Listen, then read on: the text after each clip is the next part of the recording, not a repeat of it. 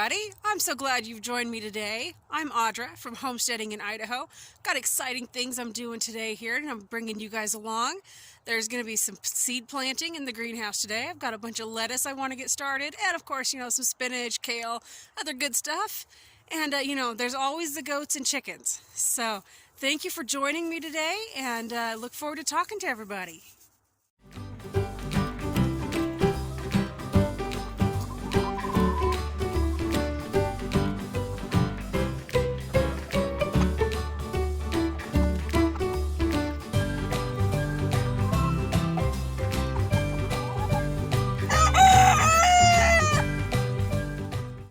So I'm not big on spiders. Most of them, in fact, give me the heebie-jeebies. But in my Native American ancestry, it's believed that spiders spin the web of life and that they represent your family and things like that. And well, I've had a lot of family members recently, within just a few months, and then in the last just few years, to me, it's a lot of family members that have passed away. So letting this little jumping spider have a free pass. It really is a jumping spider. It's not a wolf spider or anything like that. And yes, I know wolf spiders are harmless, but they do not get a free pass in my house. So this guy, he gets a free pass unless he becomes a nuisance that he's going outside. I wanted to show you guys something real quick. I don't know if you can see the color difference in the sky, but do you see where it's super light blue in here? And then even as the sky goes upwards, it's pretty light today. We have a big cold front that has moved through the area. Right now it's only 36 degrees out here, and our high we're expected to only get to about 44 today. But we know when we see sky this color, it's going to get cold. It's just something that living here in Idaho is something I've always known. I was taught it at a young age. Watch the sky, it's going to get cold. And we're going to get pretty chilly tonight. It's supposed to dip to 22 tonight. And I'm not sure what tomorrow's temperature is going to be. I hadn't looked yet.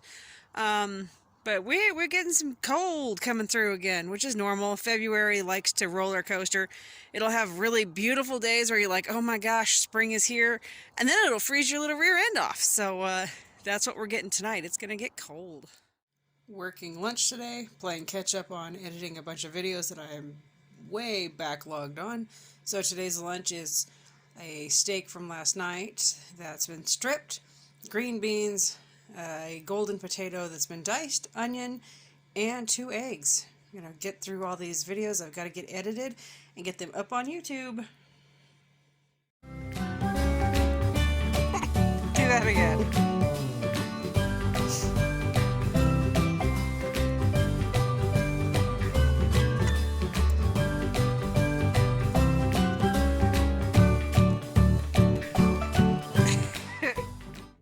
Look at this cloud. They're getting hit over there really good and hard. And look at, we've got this one coming in. We've been getting a mix of grapple, snowflakes, and hail every time one of these guys comes over. It'd be kind of cool if we could get some thunder.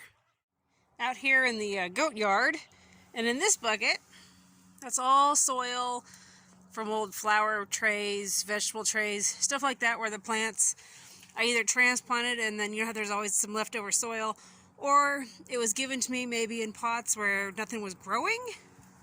So instead of throwing it out, there's really, right now as it sits, it's really good for practically nothing but looking like dirt. There's not much in it for moisture, vitamins, minerals, etc. for the plant. There's just really nothing there. However, goat yard, amazing fertilizer. I'm going to take a few scoops out of here, mix it in there, and make myself some compost soil. Zulu is enjoying a snack of some spinach leaves. Outside, it's currently 41 degrees with a real feel of 34 degrees Fahrenheit.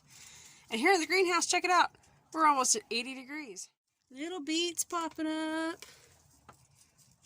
Those little red pieces, those are beets that are growing.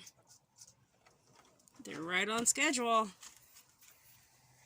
So I'm going to move this tray out of my way and get ready to show you guys how to mix up that soil and we'll start a tray for lettuces.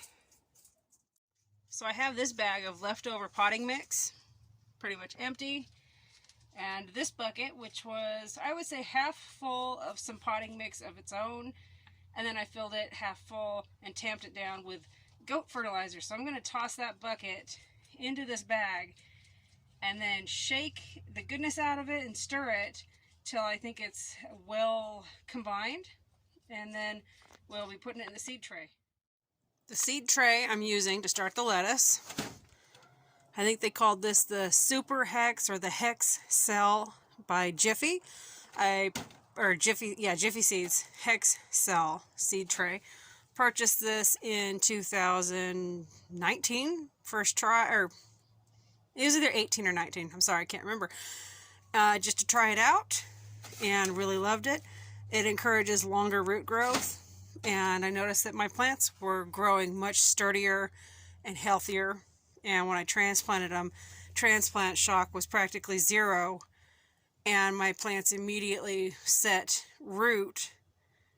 And I mean, it was astounding. They took off. So primarily using these ones. I have a few trays that probably aren't. Let's see, what do I have? Nope, the beets are in that. Let's see, what did I put the, nope, the onions are in the same thing. So I may not have much of the other ones left. I use my trays until I can't use them anymore. So yeah, once tape and prayers don't hold them together, I finally get rid of them. So recycle. But anyway, quit rambling, my goodness. So I'm going to fill these guys. This is not potting mix like what it says anymore. We mixed up fertilizer from the goat yard with the old potting mix left over from used up potting stuff, and then some that was in this bag. Alright, so we're going to start scooping this up and put it in these. Take out big pieces of bark. I don't want them in my mix for this. I can use them in other places.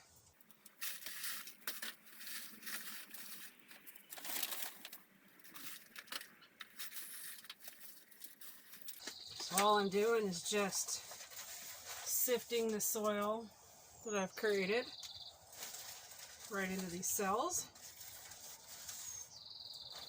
I don't know if you can hear it, but there's quite an interesting little bird outside talking.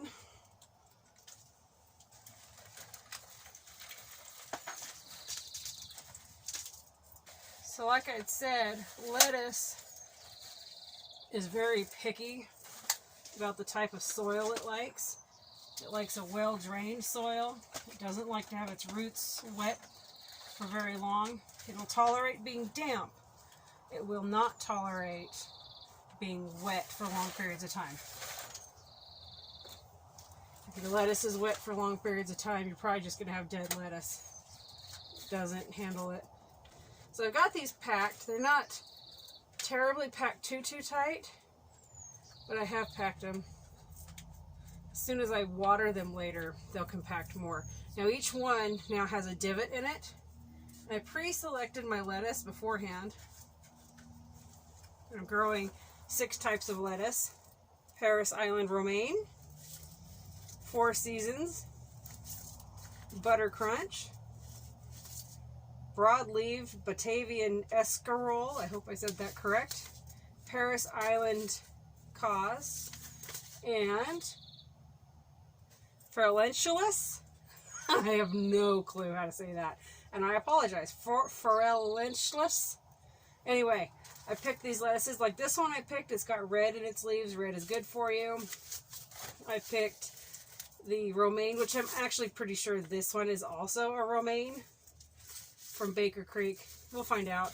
Anyway, I picked romaine because we use romaines in a lot of wraps for our dinners and lunches and stuff. This one, it's got a lot of red in it. Those leaves are going to be really full of vitamins and minerals. Butter Crunch. I bought it on a whim. I've heard so many different things about this lettuce, and it's good, it's not. I bought it on a whim. It was deeply marked down at the time, so I bought it. This one, I think this one was also, oh, and also because it said it was a compact plant, and I'm always liking to see what is compact. So this is the Paris Island. Hopefully you guys can see these. They are very small. I'm hoping you guys can see these. They are quite tiny.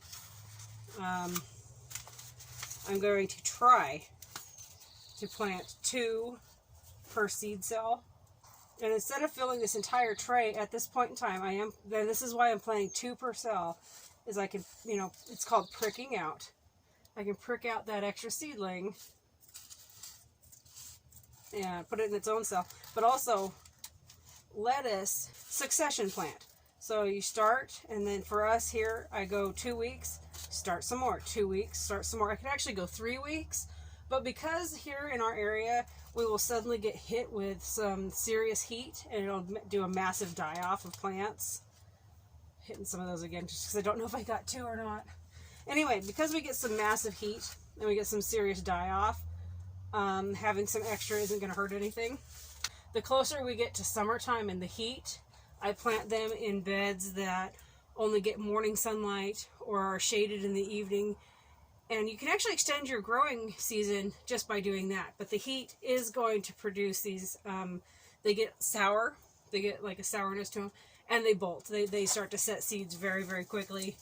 So these seeds, I'm going to do the same thing, try to get 2 per cell. And the reason I also do 2 per cell is because, well, what if one doesn't grow? Hopefully the other one will. You might be able to see some of them, but the lettuce seeds and the endive, the third one in from the left is endive, but I plant it with the lettuces. Anyway, you might see some of those little tiny seeds in there hanging out. You can see I didn't plant them very deep.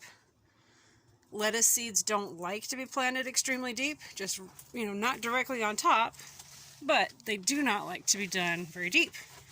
So grab a scoop of our compost soil, kind of go like that. Very carefully push it around. Press down, not too hard, but give it a press down into there. If you have any questions on growing lettuce, growing anything, feel free to ask. I'm always happy to let you know what I know or point you in a direction of somebody that is going to know more than I do. Always happy to share. If you have other ways that you do it, I'd love to hear how you do it. It's always fun talking to you guys. I needed something kind of quick and easy this evening for dinner, but I also wanted it to be pretty good. I mean, who doesn't want good food, right? Anyway, the bottom of this was 4 golden potatoes sliced and diced. On top of that, I took half of a white onion and diced it up, put it on top of the potatoes. And then over that is 4 zucchinis. They're, medium small in size. Also sliced and diced. And then on top of that, I added some salt and garlic. And about crisscrossing with some butter on there. And in between the butter is what didn't melt. This is cream cheese.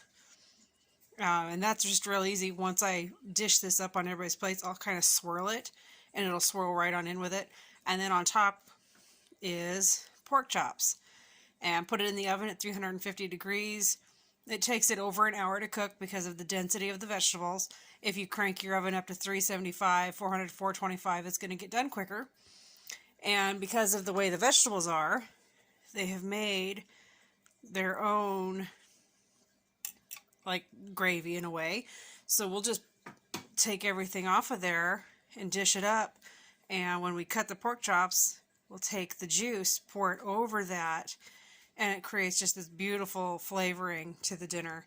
So another one of those quick one, instead of it being a skillet, it's a casserole dish, but it's a one dish meal. I could have done it in the cast iron skillet, but I didn't. I did it in the dish today. So this is definitely one I encourage everybody to try. It's really easy. My family loves it, including the youngest, which is saying a lot for a little picky eater. So, all right, you guys, enjoy. Well, guys, that's a wrap for today. I hope you guys enjoyed today's video.